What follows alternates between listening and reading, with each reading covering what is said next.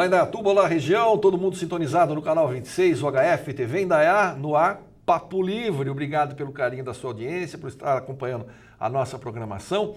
E comigo aqui hoje, o Olavo Furtado, ele que é gestor de negócios, uma figura que já frequenta a nossa programação. E obrigado por estar participando do nosso programa, Olavo. Eu que agradeço a você e a sua audiência. Vamos lá começar falando de Indaiatuba em relação aos rankings que estão aí, né? Como é que você está avaliando esse posicionamento, o Indaiatuba se destacando? Olha, o ranking ele sempre é uma questão de metodologia, né? Por isso tem vários rankings aí.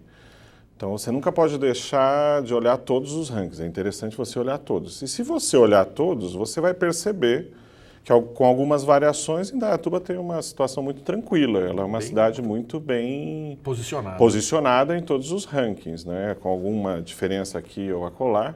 Mas ela é uma cidade dentro de uma região importante, que é a região metropolitana de Campinas.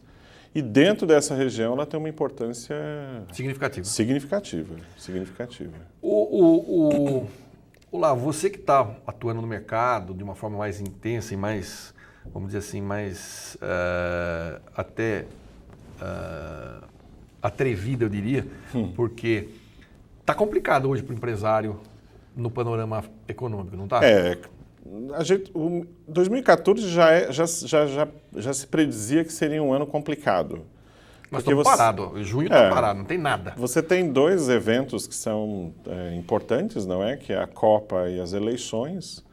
E você acaba tendo essa situação tanto quanto complicada, porque você não sabe direito o desdobramento disso. E para empresas, você ter uma certa estabilidade no médio prazo é importante. Então você não sabe direito o que vai acontecer, obviamente isso traz algum reflexo ruim. Ruim, é verdade. Como é que você está avaliando essa política por exemplo, essa semana a cúpula do Planalto lá definiu que a meta de inflação para 2016 é 4,5%, ou seja, mais do mesmo. Porque tem 2 pontos percentuais que é o limite, 6,5, que é o que nós estamos hoje. Sim. Agora, eu entendo que limite é o que você pode eventualmente atingir, mas não vira regra. Isso que nem aqueles marcadorzinhos de carro, que tem lá o vermelhinho. Sim. Tá verdinho e tem o vermelhinho. O vermelhinho é onde não pode ficar, né? Mas o Brasil está no vermelho direto. Eu acho que você tem uma coisa é onde você quer chegar, outra coisa é onde você chega, onde a realidade te leva, não é? Ou seja, então assim, quando você ouve um dado de qualquer governo, você também tem que fazer um comparativo com os dados que são medidos pelo próprio mercado. E o mercado, obviamente, não está dizendo isso. Então você fica numa situação complicada porque alguém está errado aí, não é? E pelo histórico, você começa a perceber que o mercado está acertando muito mais do que efetivamente o governo. E aí fica uma coisa complicada, porque quando você fala da gestão pública, você tem uma coisa complicada que é o seguinte: se você, como gestor público, não acerta, não diz para onde você está indo, e o mercado diz, você cai, não é uma questão só técnica, é uma questão de que você cai num descrédito. E aí é uma coisa complicada para um gestor público, é uma coisa bem difícil, porque você começa a não enxergar que aqueles números são reais. Por exemplo, uma outra coisa que o governo fala é o seguinte, que a inflação não pode ser muito baixa, porque se a inflação for baixa, vai haver um desaquecimento na economia e isso pode gerar desemprego. Sim. Até onde isso é verdadeiro? Não, eu acho que você tem que sempre ter um equilíbrio, né? Na realidade, quando você fala de inflação, ela é algo que vem direto, porque, fala direto com o povo, né? Com a classe média, com todo mundo. Mas você tem assim, você nem pode consumir demais a ponto de que a oferta... É uma lei muito simples do capitalismo, na realidade é isso que está escrito, né, nessas notícias.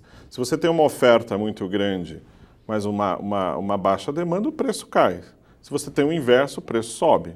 Então, na realidade, esses dados econômicos, inflação, acabam refletindo essa lei fundamental aí do capitalismo. Por isso que é importante você trabalhar sempre com equilíbrio. Numa sociedade, né, que não é só nacional, mas internacional, que é cada vez mais complexa, fica muito difícil você trabalhar com esse tipo de coisa. E a sociedade exige que você tenha algumas posturas que são hoje primordiais. Por exemplo, nós já não aceitamos mais que o nosso dinheiro seja comido, né, por índices de inflação alto. Ou seja, uma coisa que, das prioridades, eu acho que é uma das maiores. Por exemplo, nós vemos aí a questão como é que se diz, do México. O México tem uma inflação relativamente Sim. baixa, tem emprego em alta e tem... o que é o outro mesmo? O México está com emprego em alta, é isso mesmo, Sim. emprego em alta e inflação baixa. E o consumo está no nível estável. Sim. O Brasil já experimentou isso também. Onde foi que eles erraram? Onde ele perdeu a mão? O México, assim, também não... tem uma outra variável que é importante também, é como o México se posiciona, por exemplo, no mercado internacional, que é uma coisa muito interessante de ver. Ele é um país que tende muito mais a fazer acordos, né, bilaterais do que efetivamente ficar em grandes grupos, não é? Como os blocos econômicos. Então ele acertou muito a mão quando ele fez, por exemplo, um acordo com os Estados Unidos de livre comércio. Mas você tem entre esta e outras variáveis para analisar. Agora, eu acho que é importante entender uma coisa, Jair, que é o seguinte, que é a questão da gestão pública, né? Ou seja, o papel que o gestor público tem. A gestão pública ela é diferente da gestão privada, não é? Então, assim, é um equívoco a gente achar que o bom empresário sempre vai ser um bom político gestor bom público. gestor público. Isso é um equívoco, né? Uma coisa... Porque você tem uma outra coisa na gestão pública que não é tão intensa quanto na gestão privada, que é a questão política. E eu falo política não no sentido pejorativo, é uma coisa absolutamente natural. Seja um governo federal, seja um estadual, seja o municipal. É importante entender isso. Hoje, você começa a perceber que a sociedade brasileira, em alguns lugares, principalmente no estado de São Paulo, tanto no nível do governo estadual quanto do nível dos governos municipais, eu acho que aqui vale até uma observação sobre Indaiatuba, você tem hoje uma necessidade de você ter aquele prefeito que também tem o seu lado político, que é natural, afinal de contas é um cargo político, mas que também tem uma tratativa como um gestor, né, público, competente, eficiente e por aí vai. Então é muito interessante quando você vê um gestor público de uma prefeitura descendo no detalhe, que é uma coisa que você vê nas grandes empresas. Então, o cara vai fazer uma obra pública em determinado lugar, ou seja, o cara está lá fazendo, vendo o que se está acontecendo, etc. Um exemplo que eu sempre cito, que eu acho que é interessante, é assim, o fundador do Pão de Açúcar, pai do Abílio Diniz, morreu indo na gôndola, sentiu o calor ali do seu consumidor, etc. Não estou dizendo que o político tenha que ser, né, sempre fazer isso. Mas é importante que ele saiba, que é o termo que eu gosto, descer no detalhe. Ele tem que realmente ter, porque se ele não conseguir falar a mesma língua que o público dele, ele não volta. Porque o dono do Pão de Açúcar, Exatamente. se ele não vender, ele diminui funcionário. Exatamente. Agora, o prefeito, o vereador... Exatamente. E é interessante que você começa a perceber isso em algumas prefeituras e elas acabam tendo uma visibilidade, né, e até índices muito bem... Como o caso de Indaiatuba. Como o caso de Indaiatuba. Então você começa a perceber que alguns prefeitos acabam aparecendo, não é? Mas em função não só da questão política, que é absolutamente natural nesse cargo, mas também pelo fato de ser um bom gestor público, né? Eu acho uma coisa interessante a gente começar a perceber isso. Voltando lá para a esfera de cima lá, o Brasil nunca arrecadou, como o Molusco gosta de dizer, nunca antes na história desse país, desde Cabral, se arrecadou tanto como está se arrecadando.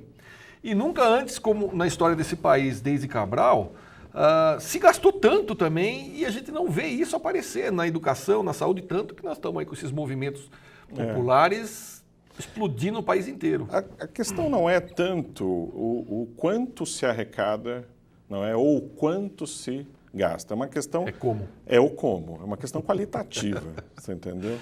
Você tem uma série de... Não adianta você prometer 10% de orçamento por lei, etc. Você tem que fazer isso chegar. Você tem Então, assim, o grande problema no Brasil não é a burocracia, é a burocracia que impede essas coisas de chegarem. A burocracia existe em qualquer lugar.